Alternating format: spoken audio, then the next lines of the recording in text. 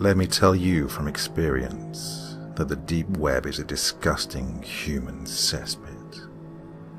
You don't know what lies in the darkest recesses of the human psyche until you go on there.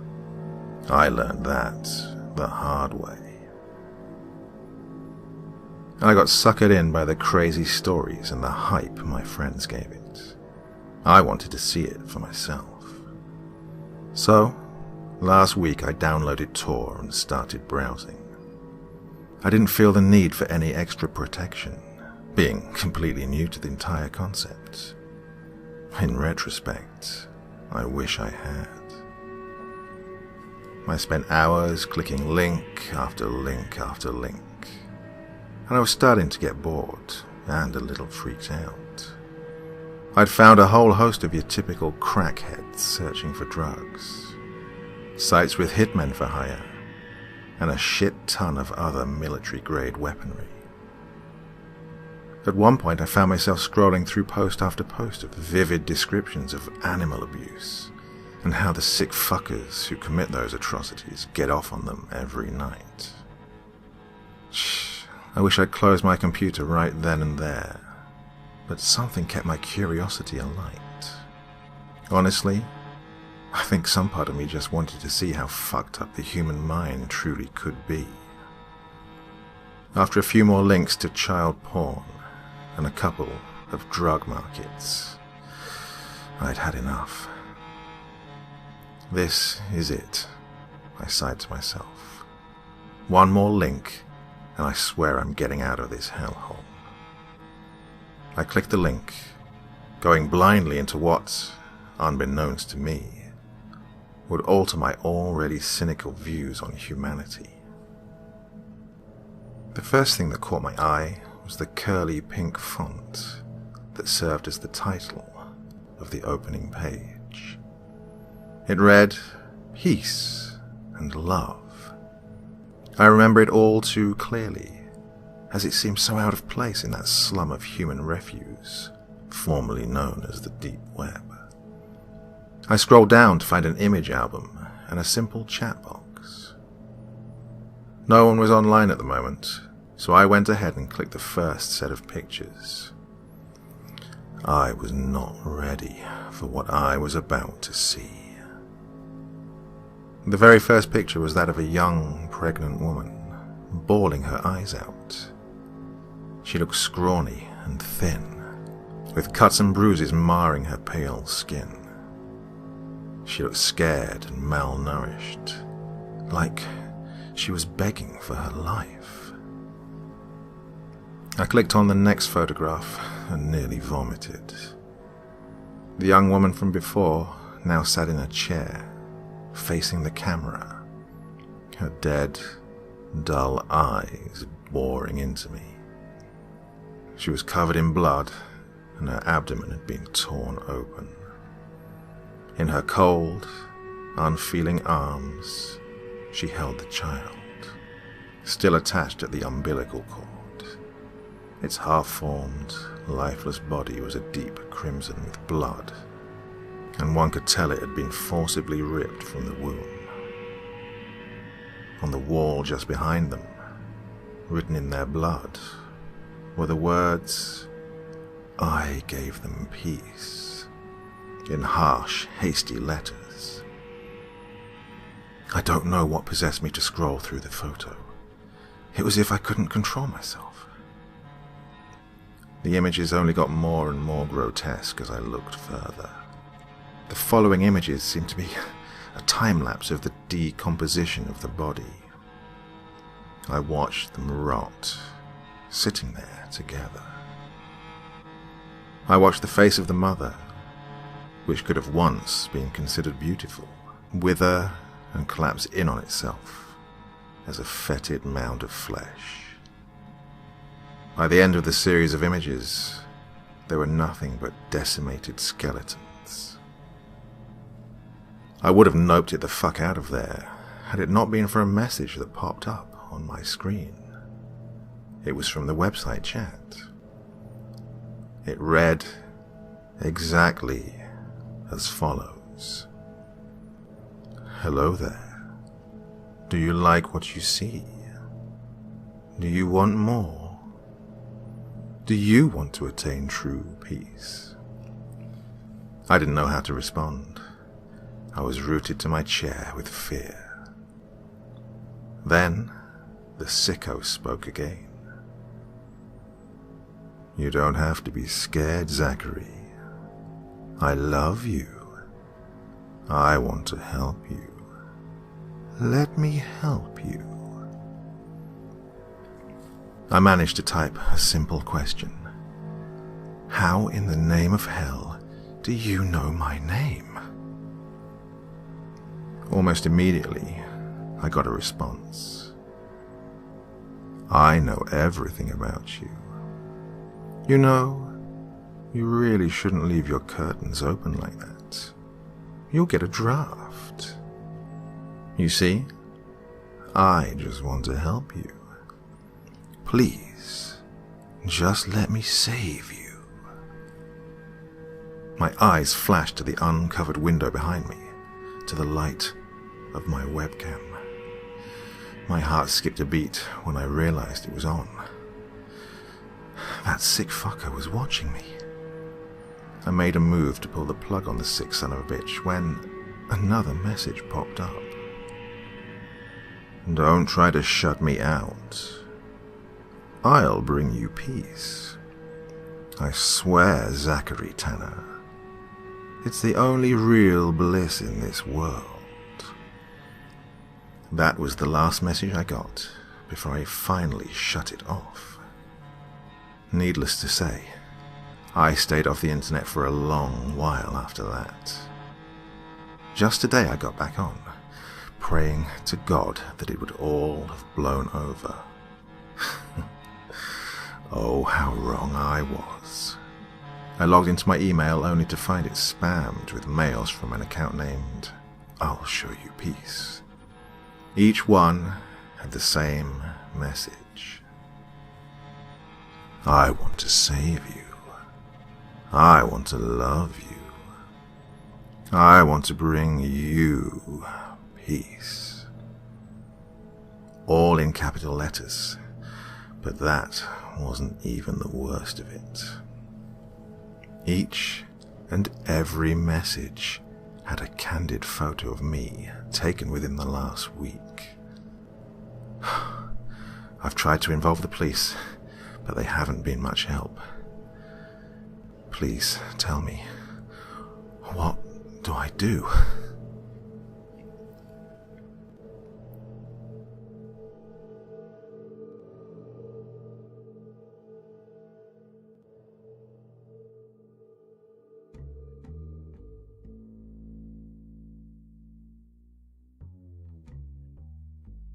I've always had a really strong interest in what is commonly known as the deep web.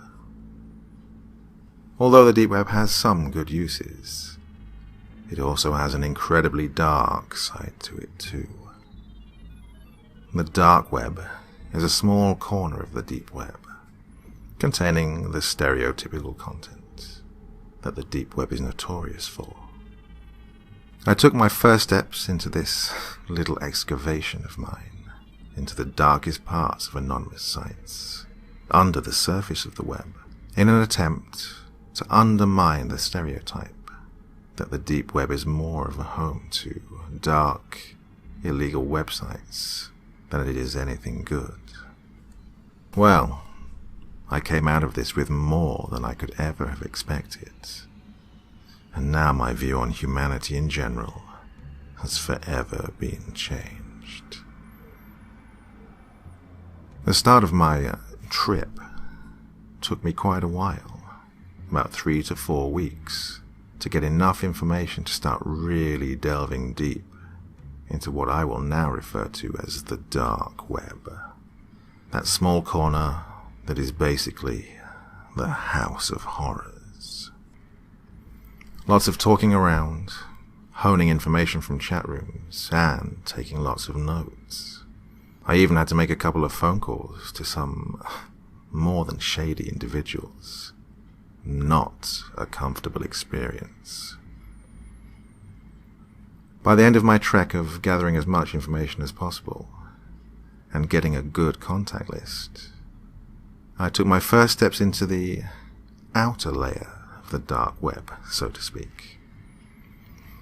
The hard part is that once you get deeper, a lot of sites have ever-changing URLs, extensive invitation queues, and, at times, pricey entrance costs that may or may not end up as cash spent on a phony operation. A lot of it is luck, meeting people at the right place and at the right time, and taking good notes. I had a good streak of luck, and took good notes, enough to get me to the places I entered. But what I did notice is that once I got into the first site that I'll talk about, it became much easier to get into the other sites, as it was much more freely talked about, and information was passed around much more. Chat rooms in the dark web are basically an information honeyhole. So, the first site, Centrix. Centrix was one of the more well-known general markets, so to speak. A good example to compare it to would be Agorotha or the Silk Road. Now, Centrix, from what I learned via lots of questions on the chat room over the course of a couple of days, has been around for about 11 months, and has been untouched by any means of being shut down, which surprises me, because it has everything from Agorotha or the Silk Road, but to a much greater extent, and a lot more variety. What some sites dedicate their whole selling product to be, Centrix had subcategories for. Just a few brief examples here. Snuff films, bulk drugs, all varieties. Fake everything, IDs, licenses, you name it. A very censored section of CP. Various illegally obtained memberships, Netflix, pornography, and so on. And the list goes on. Another thing that is a bit chilling is the fact that they took a great effort to crack down on scams. The big deal on sites like Agorotha and Silk Road was that they had a lot of scam vendors. This site didn't, and they had a lot of proof to back it up that I will not go into detail on. I also met a guy in a chat room who was nice, as far as that can go for an active dark web user like himself, who verified some of the links I'd collected and vaguely sent me in the direction of other sites for my personal use. This was a great help, and it led me to my next site, which, from the illegality and general morals of the site, is what I consider the next layer or gate into the dark web. So, my second site, Brink Warehouse. Hey, a site with a normal-ish name. Brink Warehouse was actually quite fascinating. Not horrific to any great extent, but it did have a different kind of dark backlash.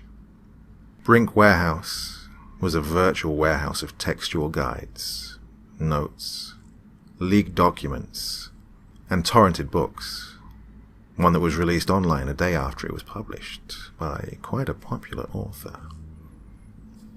Now, as a summary, this might seem alright, but take into account that the guides included things like how to make a drone-based homemade explosive, and how to kidnap adolescents in their sleep. Illegal, leaked documents galore, anywhere from US classified cases to foreign affairs. This also included guides on illegally modifying weapons, joining terrorist groups, guides to scripting and nulling bank accounts, and so on and so forth. Not a fun sight. The site I headed to next is where it starts to get really formally creepy. The site with no name. I got access to this site, which I consider to be the start of the darkest of the dark web, from a chat room user called Francis Stern 344 on ChitChat, a very common deep web chat room site that most of you have probably already stopped off in. Well, talk comes to talk, and we end up on the topic of snuff films, how common they are, where they're usually filmed, and why, and so on. I gain his trust. We resume this chat in a private room that he had. Please, keep in mind that only getting information was my main reason for chatting. I am not into snuff films, though they do fascinate me. We talked for a good 20 minutes before, without me having to even ask. He hooked me up with a site. Now, I'm just going to use a small portion of the URL to name it. So we're going to call this site 5611. Now, this site, 5611, required an invite, extensive registration, questioning, and a one-on-one meeting with what I assumed was the site director or admin. This person was a harsh motherfucker, and the stern punishments for breaking the site's rules were laid out in full. The guy who invited me, Francis Stern 344, I guess was a long-timer on 5611, and had permission to let me take a tour of the site. Now, I did ask for a formal site name for future reference, but they said a title would only make it easier to identify them, which they did not want to happen. 5611 had a small membership that, he said, the runners of the site tried to cater to very fondly, as membership is approximately $350 a month. Upon entering the site, I had to check the "Are you older than 18" box for the 5th time since I'd started signing up. Finally, I was in. The site's design was bland and blocky, with a pure white background and very blocky, close-together writing. In the top right corner, there were options to log out, add funds to the balance, and then a small wallet emoticon that displayed an empty client-side balance. But those things were barely on my mind. My mind was on the center of the screen. In a single row down the center, single frames with captions and a description took up most of the screen. The top one had a still of a table with various blades and blunt weapons laid out. The title, 24-year-old female, sleeping, suggestion, death, with a price tag along the side. A timer in green text was counting down. 11:51, 11:50, 11:49. Under the timer, in the same green font, was 78 out of 100. A couple of seconds later, the 78 turned into a 79. Realization hit me in the face like a bat. This was a paid snuff site. With a shaky hand, I scrolled down through the seemingly endless snapshots and captions. One caught my eye. Quick watch. Homeless. 0.22 Bitcoin. Large view. Low quality. It was like an attention-whoring YouTube title, but it seemed to be working. In the eerie green font, 783 out of 1,000 was displayed, a jaw-dropping number in my eyes. I decided this needed to be documented, so I did a quick transaction, put 30 Bitcoin cents in my site wallet, and clicked on the arrow to enter. It took a minute or two to complete the transaction, and after about a 5-minute buffer, I was in the showing.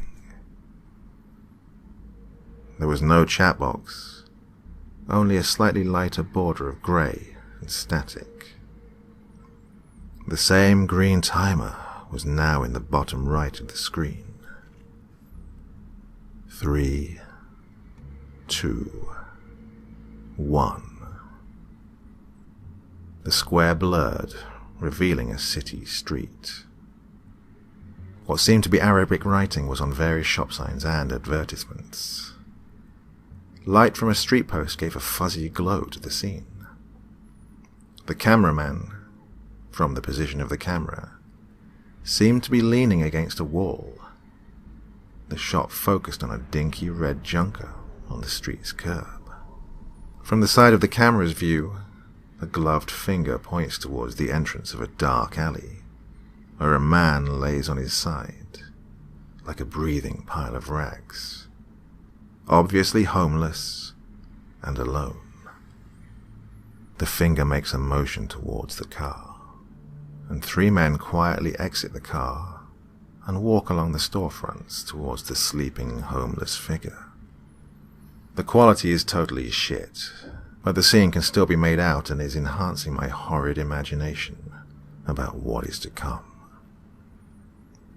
About 5 meters from the homeless victim, the lanky group of thugs pull out plain white theater masks from their jackets, take out various small weapons, and pounce around the corner onto the innocent, unsuspecting victim. The camera picks up the quick shuffling of feet as the cameraman runs towards the scene, catching the thugs thrashing and stomping the man from his slumber. "Cut him up!" The cameraman's thickly accented voice commands the thugs, who begin to slash the victim at a wild speed, like hyenas tearing into caught prey. Blood sprays onto the wall and onto the thugs' white masks. It is horrible. My stomach barely holds on. I can't take it. Logging off Tor, I take a few more security measures and shut off my computer, taking some deep breaths and sipping from a Coors Light. Now, on to my last visit to the dark web. Candy Palace. I logged on about a week later and never even thought to go back on 5611. I never contacted anyone from my past sites, and I knew in my heart that this would be my last visit to any site on the deep web. I was thoroughly motivated to not go on, because, with 5611, that had really been in my mind to be the last straw. I'd proven to myself that the dark web, even though it has some good parts, is really just a beacon of humanity's horrific actions.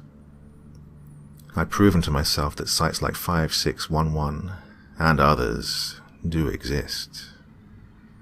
But I just felt the need to cover the last huge part of the dark web that is, in my mind, the worst of it all. Child pornography. Candy Palace is a huge site. Do some digging and get some sources, and unfortunately, you will find it. From the videos, I've come to the conclusion that it is all hosted in one location in a foreign country. I always wondered that if there are all these snuff films and child sex slave dungeons that are often spoken about, that there would have to be a suitable amount of missing children cases and unsolved murders to go along with them. Some research and asking around concluded that many of the film murders and child porn director rings are in fact in foreign countries, where getting away with these kinds of actions is a piece of cake, in the words of an aspiring director in a Candy Palace chat room. I will not go into specific detail about any one video on Candy Palace. I'll only lay down some basic stats and descriptions, and let you find the rest if you so please. The main chat room had several hundred chatters in total, between the various sub-chats. They actually had a very detailed profile of each child. An example was Tatasa, 9 years old, black hair, and then included a list of, if I remember correctly, 83 videos she starred in, and counting. The children were usually smothered in makeup and, besides for what seemed like a designated 2 or 3 stars, not extremely physically hurt via evident beating. Double penetration, binding, gay, forced one-on-one, knife, roleplay, chamber, and dungeon were the top video tags. Each video had 1 or 2 tags. If I remember correctly, there were a total of 17 stars. Nobody ever brought up anything about whether they were kidnapped, imported, or imprisoned. All anyone cared about was watching, so getting information on that topic was hard. There were no grimy bedrooms or warehouses or basements. Nothing that fits the common stereotype. Most of the scenes were filmed in various sets, such as era-style dungeons or surgery rooms. It was basically Pornhub with a pink, white, black color scheme and 6 to 12-year-olds. It is a nightmare. Conclusion: I never look at people the same. Throughout doing this research-oriented trip through the dark web, my view on humanity has changed. Every video I watched in the name of research chinked away at my emotions, often leaving me crying. My curiosity broke me, and it's taken me nearly a year to fully recover. This story constitutes, I guess, my case file for my research on this subject. Now, before you launch Tor and find these sites, please know this: there is nothing enjoyable, entertaining, or at all suitable on this network. You will be left in tears, you will be scarred, and worst of all, you will never view others the same again.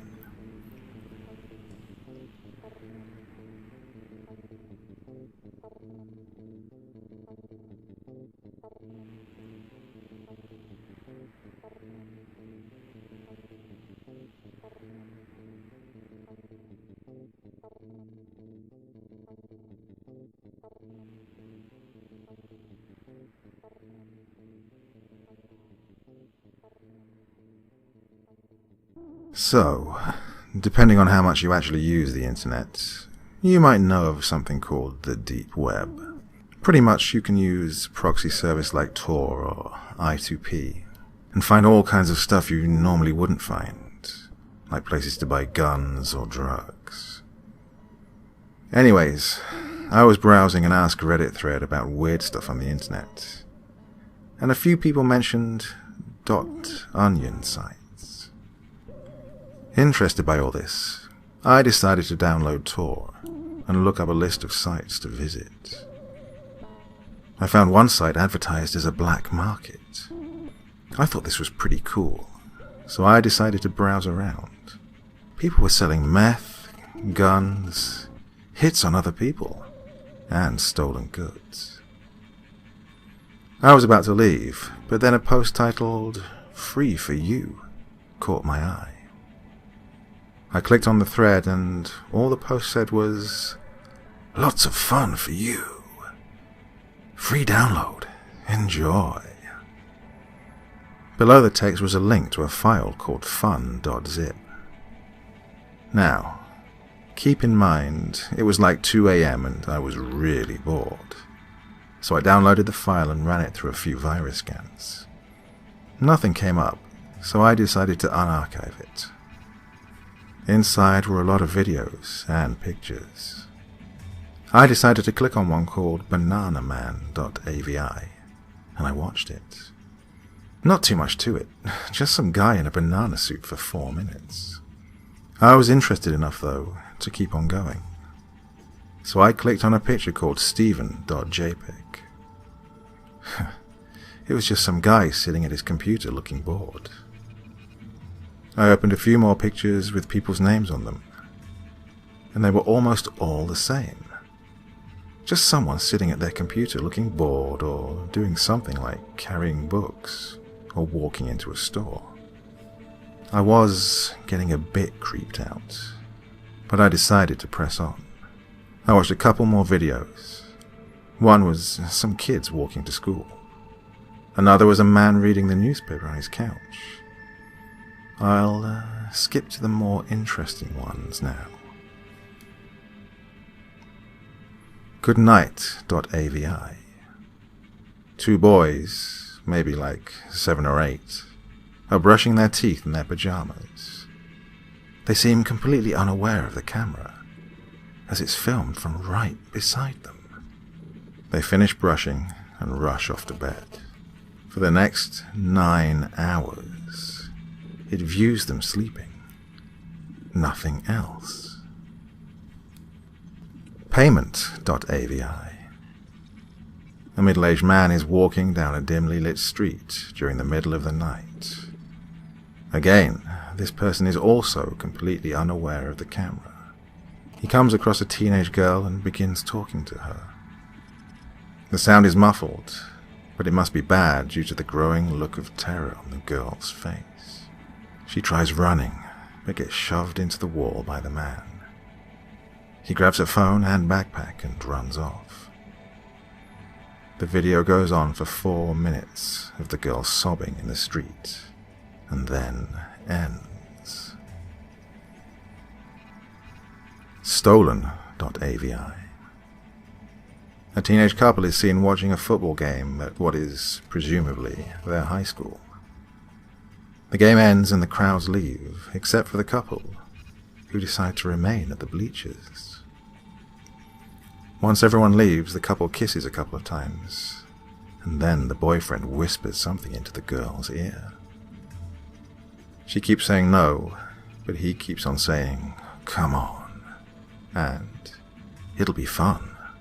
All my friends have done it with their girlfriends." The girl tries to leave, but is grabbed by the boy. At this point, everyone that was at the game has left, and the field is mostly dark. The girl's boyfriend slams her against the back of the bleachers and takes off her pants. He begins to violently rape and beat her for the next 15 minutes. The girl has a black and bloody nose and is sobbing on the ground. Her boyfriend begins to stomp on her head and kick her in the stomach. Some gurgling noises are heard from the girl, but after a couple more stomps, they stop. Her head is completely stomped in, and her clothes are covered in blood. The boy dumps her body in a trash can behind the bleachers, along with the clothes, puts on his PE uniform, and walks away. The camera points at the trash can for 15 minutes. Then the video ends. At this point, I was completely freaked the fuck out, and deleted the archive and decided to go to sleep. I fell asleep almost instantly, but didn't have any dreams at all. I went to school and didn't tell anyone what I'd seen. Lots of people asked me why I looked so freaked out. I just said I was on edge because I didn't sleep a lot last night. I was beginning to think that I'd just had a nightmare, and was taking things way too seriously. After lunch, though, I felt my phone vibrate. It was a text from a number listed as unknown, saying, "You like?" I tried to call, but I always just got a busy signal. I figured it was just a wrong number and didn't let it bother me. Things were pretty normal for a few days, until Thursday came around. I got another text from unknown, except this time it was a picture. It was a picture of me in my 3rd hour class. I instantly freaked out and went on a computer to try to find the post I'd seen on Sunday night. I looked everywhere, but the thread was nowhere to be found, and no one was talking about it. More pictures started rolling in. Some were of me, others were of my friends, my family, and some people I didn't even know. I went to the police, and they said they would try to trace the number, but they considered it low priority, so it would take a couple of days. I texted all my friends, asking if they were playing some kind of fucked up joke on me. No reply. I tried calling them, and it just went straight to voicemail. I decided I would just go home and look into my browser history to find the post, so I called my mum. Again, just straight to voicemail. Even though I lived pretty far from the police station, I decided to run home like my life depended on it. I got home, turned on my computer, and saw just one file. morefun.zip. With great fear, I opened up the file, and inside were pictures and videos of all my friends and family being tortured and mutilated. Images of my mum with her eyes ripped out and impaled on sharp metal rods. My friends with their jaws ripped off, fingers cut off and jammed into their eyes, and videos of them being burned alive. I was going to call the police, but one more image caught my eye. It was entitled hello.jpg. Created about 15 seconds ago. It was me, looking at the images, with a man with blood-splattered clothes standing behind me with a camera, smiling.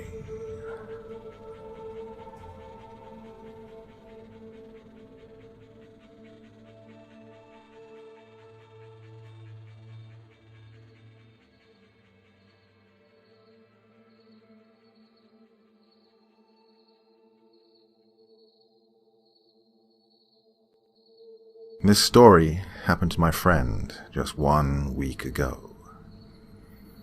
To give you some context, this is the friend that showed me how to get onto the deep web. Now, he's always been really fascinated with it, but after my horror story experiences with deep web hackers, he decided to take a pretty long break. He didn't resume using the deep web until about a year after hearing about my experiences. But he didn't tell anyone. He would buy stolen Apple products, drugs, and so on. Now, about a week or two ago, he was buying some cocaine. It wasn't from the seller he normally buys from, though. Basically, it was really cheap. So he gave the seller his address and a fake email he used, so he could stay in contact until the deal was done. He wasn't too worried. This guy seemed professional, and it was the same procedure for most of his purchases. My friend told him to ship it in a movie case, or something that his mum wouldn't expect to find drugs in. This was probably his biggest mistake. He let the man know he was just a teenager. But then again, my friend isn't the most careful of people. A few days later, his mum walked into the house and handed my friend a movie he'd ordered online. He took it and opened it up. But inside there wasn't any cocaine, just a piece of folded up paper. He opened it up and read it. "There has been a problem. Email me for details." At the bottom, the man had left a new email for my friend to contact. My friend got on his email and asked the guy what the problem was. He responded, "Something has happened. If I were to send it to you, it could be traced back to me, and we would both be caught. Meet me at the elementary school at 7. We'll just do it in person." Now, the school wasn't too far away, so my friend told his mom that he was staying the night at my house, and he headed off to meet the man. He called me and asked if I could be there with him, but I was really busy with my schoolwork, so I said I couldn't. I did tell him to take a knife or something though, just in case things went wrong. When he got to the parking lot outside the school, he heard a car honking its horn. He saw it was a Jeep, but the plate had been covered up by duct tape, and the windows were tinted very dark. The man got out of his car and gave my friend the drugs, and my friend paid him. It seemed like everything had gone fine. My friend got in his car and sat there a bit in order to call and tell me that everything was fine. He noticed that when he'd hung up though, the man was still there. Why was he waiting? He didn't think too much of it and drove off. When he got to the first red light, he noticed that the man's car was right behind him. He started to get a little nervous, but kept driving. When he reached his neighborhood, the man was still following him, so he decided it would be a bad idea to lead him to his house. He instead turned into the next neighborhood and took a whole bunch of random turns, hoping to lose the man. Eventually, he no longer saw the car, so he pulled the car into his garage and called it a day. That night, he noticed the sound of a car engine. He looked out of his window and saw the man's car parked in his driveway. He got wide-eyed and snuck downstairs and peered through the window. Inside the car, the man was smoking a cigarette and talking on the phone. But in the passenger seat, he also saw a second man. The second one was a lot more suspicious looking, even more so than the shady drug dealer. This second one had messed up hair, a trashy shirt, and, while it was hard to see, my friend could almost make out a scar from a massive burn on the side of his neck and on his face. He kept watching the two men until the second man began to look at the window more and more often. Eventually, he was just staring at the window my friend was watching them from.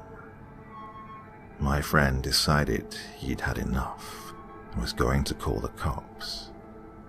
He didn't care if he would get in trouble at this point, so he moved away from the window and called the police, who told him to grab a weapon or something to defend himself, and to wait for them to arrive.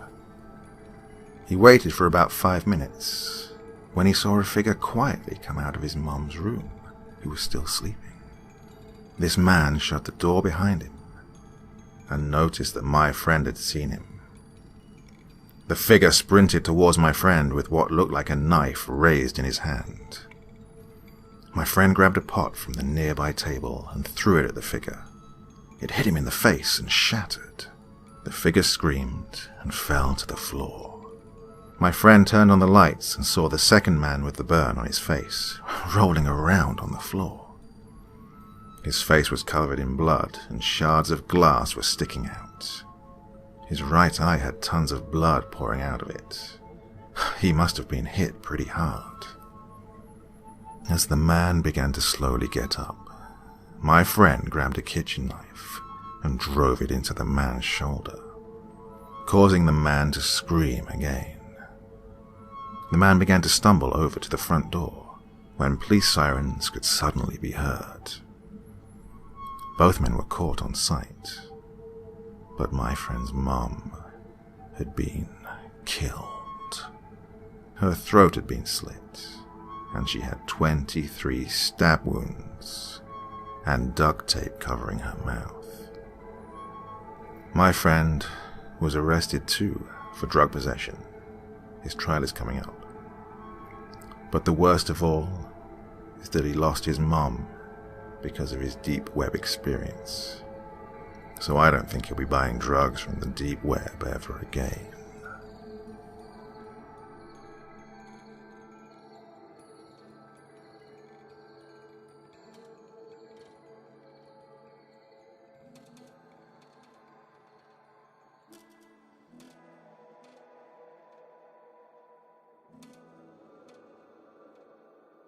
The deep web. A seemingly endless landscape of hidden sites and digital media, which can't be reached by conventional web browsers. Sure, anyone can explore the deep web with the right tools, but without a proper roadmap, so to speak. You might find your computer taken over by malicious software, or stumble across something much, much worse. That's what reportedly happened to a former police employee named Mark Spielman. This is his story, allegedly written himself, as found in a Word document on his office computer's hard drive, shortly after he was reported missing. Also found was a case file of police documents, to which was clipped a handwritten note containing just 3 words. Who is Janice? A self-described introvert who seldom ventured outside the confines of his home, Mark prided himself as an expert in exploring the darker corners of the web. I know the internet inside out, he wrote. I just sit by my computer and look for fucked up shit. I'm well versed on all the current memes, YouTube fads, and the best porn sites. But his knowledge extended way beyond that. It just so happened that someone with his particular skill set was needed by the local police department to assist in criminal investigations where critical evidence might be hidden in undisclosed locations on the deep web. Mark saw it as a great opportunity to get paid for what he already did all day long. The job began with tracking sites and secret networks alleged to share child pornography and other concealed illegal activity, which is, unfortunately, quite common to the deep web. Mark could track down just about any user, even those who hid behind multiple proxies. And the evidence he uncovered helped the department crack several difficult cases.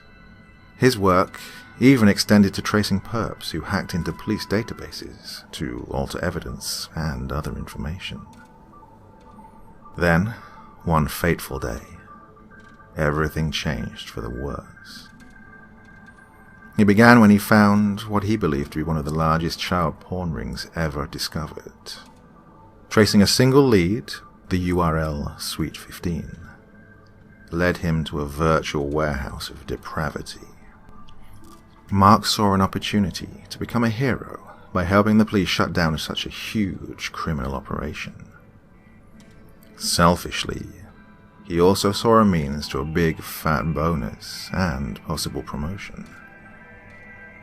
As he began investigating further, Mark saw dozens of links to image files, each marked with a name: Katie.jpg, Peggy.jpg, Jessica.jpg. Holding his breath, he clicked on one of these links, labeled Kathy.jpg. He was presented with the photo of a girl, around 15 to 16 years old, standing in a dimly lit room, smiling faintly. The photographer did not depict the girl in a sexual way, nor did she appear to be nervous or threatened. Mark prepared to move on to the next link, when he noticed the URL corresponding to the image. It read not Kathy.jpg, but Janice.jpg. Puzzled, he tried another image link, this time Susan.jpg. He got the same result. The same photo of the smiling young girl he saw before, again under the URL Janice.jpg. Mark's confusion turned to unease as he clicked more and more links, each one leading to the same picture of Janice. By the end of the day, he had clicked on hundreds of links, both to images and video, but each and every link opened the same page. That night, he began to worry that there was something more going on at Suite 15 than a subversive redirecting of links. His instincts told him they were hiding something even more horrible. Unable to shake his obsession, Mark decided to use his home computer to dig into the deepest picture file logs he could find on the site. That's when he saw, on the last page of the logs, the single file name, TrueJanice.jpg. Nervously, he clicked on it. His computer immediately erupted into a flurry of critical error messages before completely freezing. He restarted the machine, only to discover that it had been infiltrated by an extremely malicious application, which deleted every one of Mark's pre-existing files and replaced them with hundreds of newly downloaded images. If Mark had any doubt that he had meddled with something truly dangerous, that doubt was obliterated when he saw that his desktop screen was now the image of the same young girl. But this time, the photo was different. Janice was not smiling anymore. She looked scared. Nevertheless, Mark pressed onward, hands trembling as he tried to open one of the many image files now residing on his computer. The image of Janice popped up, but this one was also different. The girl was clearly horrified, her look of distress replaced by one of panic. The room in which she was sitting was also much darker. He clicked on another image. This time Janice seemed to be photographed while preparing to scream. Each subsequent image revealed a progressively more horrifying scenario, with the girl's expression turning from terror to agony, and the room became darker and darker, until finally there was nothing but a black screen. This continued for several more files. But Mark kept on opening the images, until he saw something that made him recoil in horror. The photo showed a small, candle-lit room, unfurnished except for a single bed. On the wall behind the bed were smears of what could only be blood. On the bed, wrapped in a blood-soaked blanket, is what seemed to be a human body. Mark kept on clicking, and that's when he saw the man. The large male figure was standing over the bed, his face hidden from the camera, and was shown reaching for the stained blanket. In the next image, he'd pulled the cover back to reveal Janice, tied to the bed frame. At first, Mark thought she was dead, but the next image indicated that she was still very much alive, and apparently regaining consciousness after an unknown length of time. The man was now standing by the bed, arranging a tray of sharp implements. Mark seemed to be on autopilot, horrified by what he saw, but unable to stop progressing through the images, even though he knew what was coming. Even as the man began to use the instruments of pain and death on his bound victim, even after it was clear that Janice was dead from blood loss, severe trauma, or both, Mark continued, clicking on one image after another.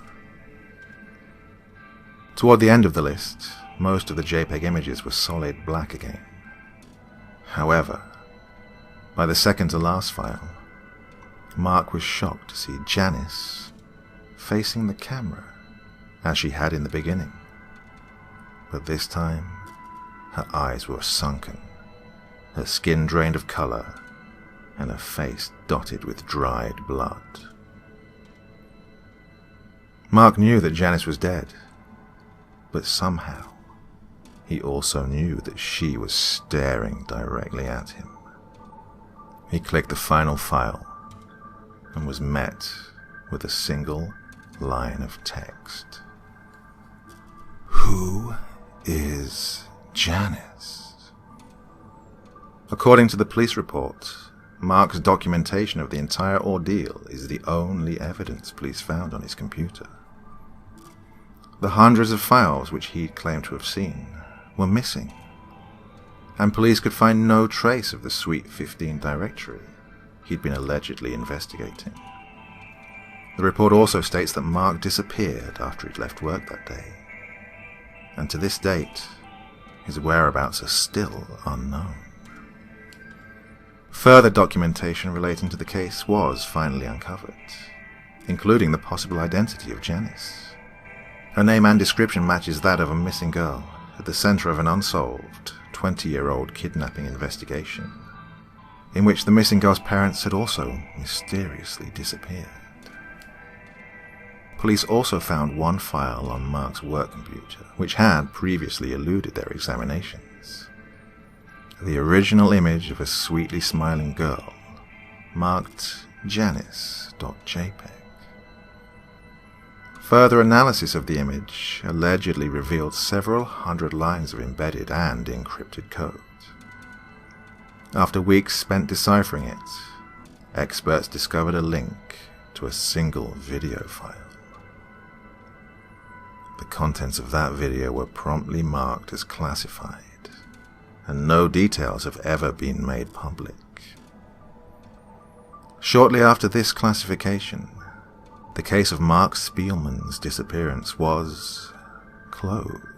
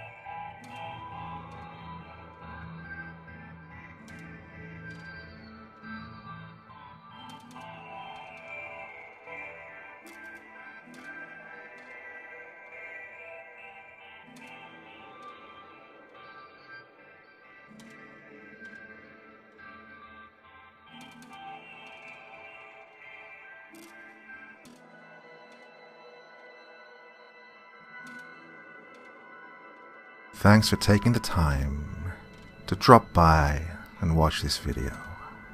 You know what would make me a happy doctor? Hitting that like button, leaving a comment, and subscribing to my channel. Go on, I've got plenty more stories to tell you.